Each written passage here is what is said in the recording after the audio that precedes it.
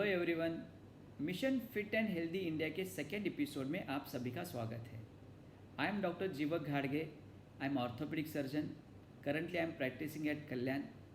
I am running my own hospital.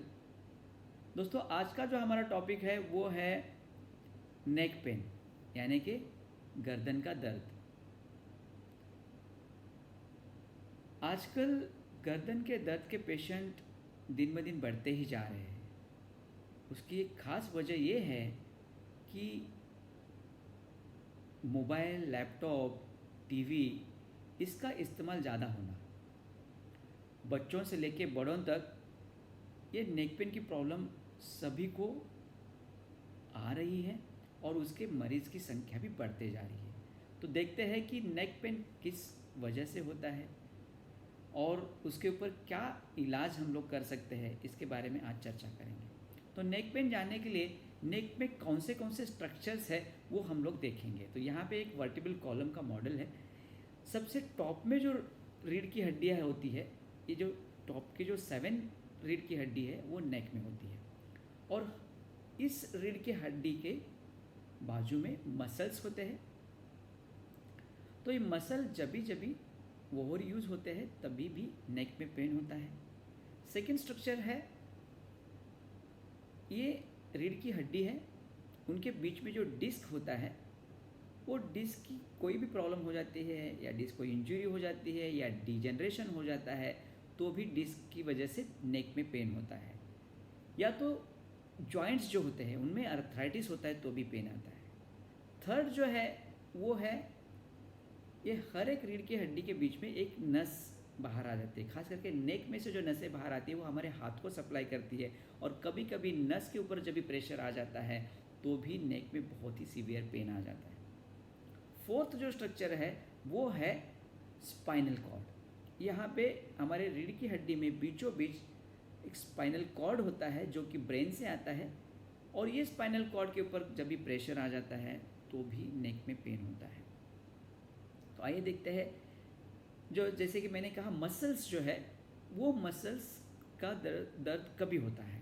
जैसे कि muscles जब भी ओवर यूज़ होते हैं, मान लो हम लोग लगातार मोबाइल पे देख रहे हैं या जैसे कि कुछ आईटी प्रोफेशनल है उनको लगातार लैपटॉप कंप्यूटर पे देखना पड़ रहा है, तो 7-8 घंटा काम करने के बाद उनको काफ़ी नेक पे पेन हो जाता है क्योंकि उनको पर्टिकुलर पोस्चर में वो बहुत समय तक बैठे रहते हैं और नेक में पर्टिकुलर मसल्स का जो ग्रुप है वो उनमें स्ट्रेन आ जाता है और ओवर यूज होने की वजह से वो मसल्स पेन करने लगते हैं। तो ऐसे में करना क्या है, एक्चुअली जब भी आप लगातार आप मोबाइल या व्हाट्सएप यूज़ कर रहे हैं या लैपटॉप पे आप 7 से 8 घंटा काम करना पड़ रहा है तो उस समय पे आपको ब्रेक्स लेना ज़रूरी है। हर 15-20 मिनट पे आपको ऐसे गर्दन के स्ट्रेचेस करने हैं। या जो लोग लंबे समय पे बैठने वाले हैं उनको थोड़ा सा और एक्सरसाइजेज जैसे कि शोल्डर के स्ट्रेचेस है इस तरह से, या तो नेक में काफ़ी सारे स्ट्रेचिंग एक्सरसाइजेस है, ये आपको फ्रिक्वेंटली करना पड़ेगा।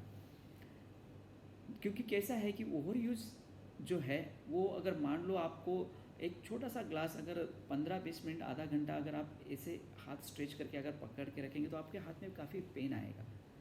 क्योंकि क्या है कि हम लोग उसके ज़्यादा बर्दाश्त नहीं कर पाते हैं। रीज़न वही है कि हमारे पर्टिकुलर मसल्स भी हमारे हेड का जो वेट है वो ज़्यादा समय लेते हैं तो उनमें स्ट्रेन आता है और नेक पेन आ जाता है। तो इसमें इलाज यही है कि आपको रेस्ट लेना है, फ्रिक्वेंटली आपको नेक के एक्सरसाइज करने हैं। अगर ज़्यादा पेन है तो कुछ पेन किलर और लोकल एनाल्जेसिक जेल भी यूज़ कर सकते हैं और इसमें आपको एक्सरसाइज का बहुत ही रोल इम्पॉर्टेंट है। सेकेंड जो स्ट्रक्चर है वो है डिस्क, यानी कि हमारे हर एक रीढ़ की हड्डी के बीच में एक एक डिस्क होता है। तो आफ्टर द एज ऑफ 35-40 होता क्या है कि डिस्क के बीचों बीच एक जेल जैसा सब्सटेंस रहता है। तो आफ्टर द एज ऑफ 35-40 वो जेल जैसा सब्सटेंस सूखने लगता है, फिर वो डिस्क जो है उसका साइज़ थोड़ा कम होने लगता है और फिर डिस्क स्लिप होने लगता है, डिस्क में थोड़ा सूजन आ जाता है और वो डिस्क का साइज़ कम होने की वजह से वर्टिबल कॉलम हमारा कोलैप्स होने लगता है। जब भी वर्टिबल कॉलम कोलैप्स होने लगता है तो यहाँ पे जॉइंट्स के ऊपर काफ़ी प्रेशर आने लगता है और जॉइंट में अर्थराइटिस हो जाता है, यानी कि जॉइंट्स में सूजन आने लगता है। तो ये क्या है कि स्पाइनल कॉर्ड कोलैप्स होने की वजह से हो जाता है। तो ये जो कंडीशन है इसमें हम लोग सर्वाइकल स्पॉन्डिलोसिस बोलते हैं। ये एज रिलेटेड एजिंग प्रोसेस का पार्ट है। तो इसमें काफ़ी सारा पेन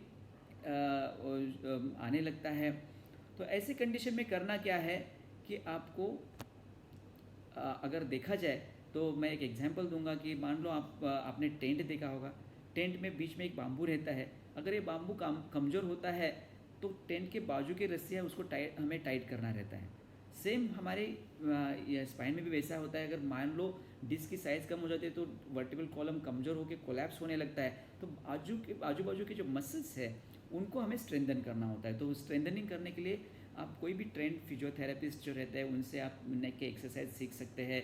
एक्सरसाइज करने से मसल्स में स्ट्रेंथनिंग हो जाता है तो स्पॉन्डिलोसिस की वजह से जो पेन आता है वो रुक जाता है। अगर पेन नहीं रुक रहा है तो आपको डॉक्टर को दिखाना पड़ेगा, फिर एक्सरे इन्वेस्टिगेशंस करके आपको अकॉर्डिंगली ट्रीटमेंट मिलेगा। तो ये डिस्क और जॉइंट्स, जो फैसेट्स जॉइंट्स हम लोग बोलते हैं, उस जॉइंट्स के में जो अर्थराइटिस होता है उसकी वजह से जो पेन आता है उसका हमें इस तरह से इलाज करना है। थर्ड जो स्ट्रक्चर है वो है हमारा नर्व्स, यानी कि नस। हमारे हर एक रीढ़ की हड्डी के बीच में एक एक नस बाहर आता है। राइट साइड की नसें राइट साइड को जाते हैं, लेफ्ट साइड की नसें लेफ्ट साइड में जाते हैं।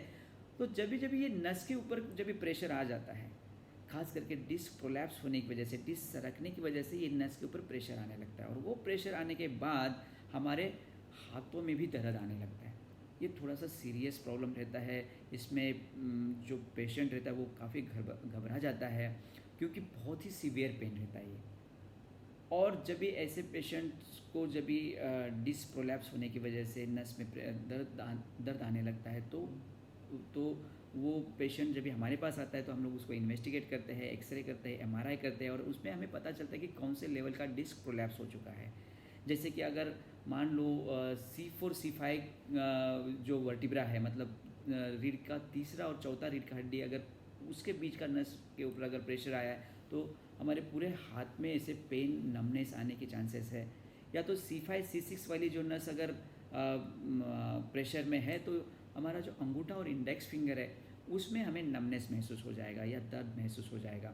फिर C6 और C7 के बीच का जो नर्व रूट है उसके ऊपर प्रेशर आएगा तो मिडिल फिंगर है वो अफेक्ट हो जाता है। या तो C7 T1 की नस अगर इन्वॉल्व है तो हमारी जो लास्ट उंगली है उसके बगल में ऐसे नमनेस आएगा। तो इस तरह से अलग अलग लेवल के पर अलग अलग प्रेशर आने से अलग अलग सिम्टम्स आ जाते हैं। तो इसमें वही है कि यहाँ पे जब भी पेशेंट आता है तो हम थोड़ा सा हम उनको ऐसा हाथ ऊपर करने के लिए बोलते हैं तो नर्व अगर रिलैक्स हो जाता है तो कभी कभी पेन कम हो जाता है और फिर अकॉर्डिंगली उनको एमआरआई और एक्सरेज एमआरआई करके उनको इन्वेस्टिगेट किया जाता है और अकॉर्डिंगली ट्रीटमेंट दिया जाता है। तो खास करके 95% पेशेंट बिना सर्जरी की ही ठीक हो जाते हैं। उनमें से 70% पेशेंट जो है वो 1 मंथ लेते हैं, 1 मंथ में ठीक हो ही जाते हैं।